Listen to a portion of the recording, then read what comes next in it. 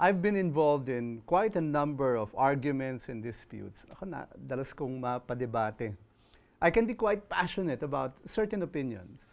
There are certain things that I know to be right, and I'm willing to defend my position when it is challenged.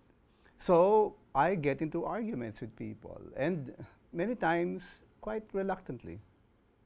I notice that in many of these disputes, people will try to blur the lines between right and wrong. People will say what is right is relative. It really depends on whose version of right we are talking about. And what they're basically saying is that there is no absolute right and wrong. It's just a matter of whoever is saying what is right.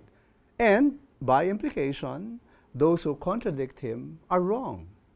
Palakasan lang ng boses. Paramihan lang ng kakampi.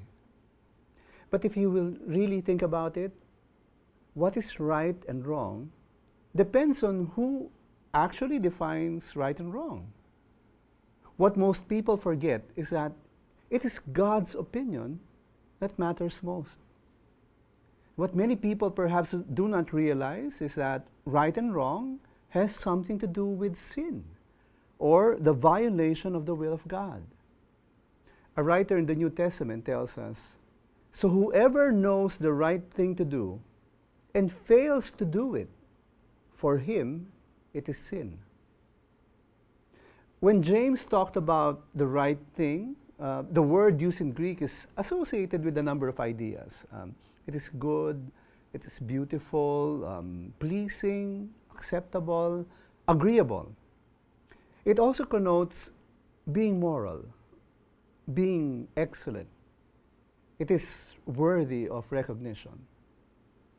So when we talk about doing the right thing, we do things that are aligned with the excellencies and perfection of God. We do things consistent with the righteous will of God.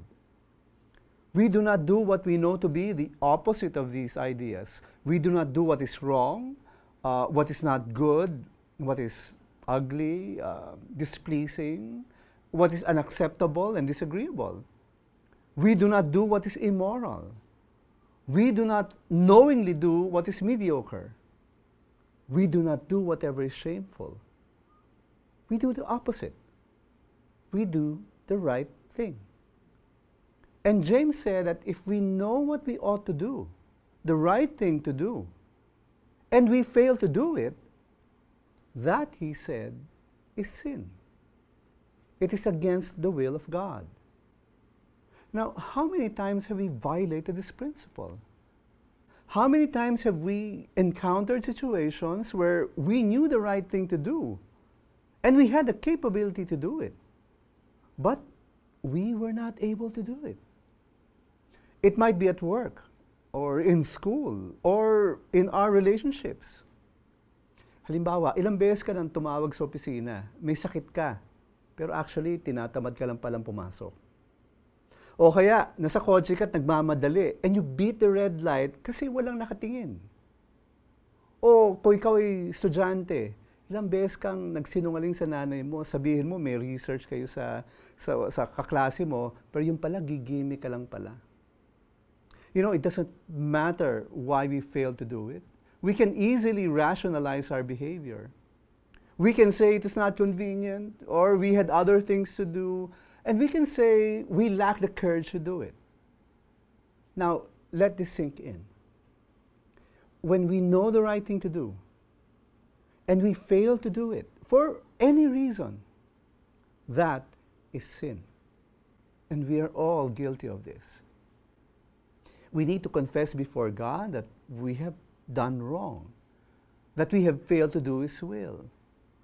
We need to pray and ask for God's help so that He may enable us to do the right thing without any excuse. And as we learn to do the right thing, avoiding the sin of failing to do what we know to be right, and as we find the courage to do it by the grace of God, always keep in mind, faith matters too.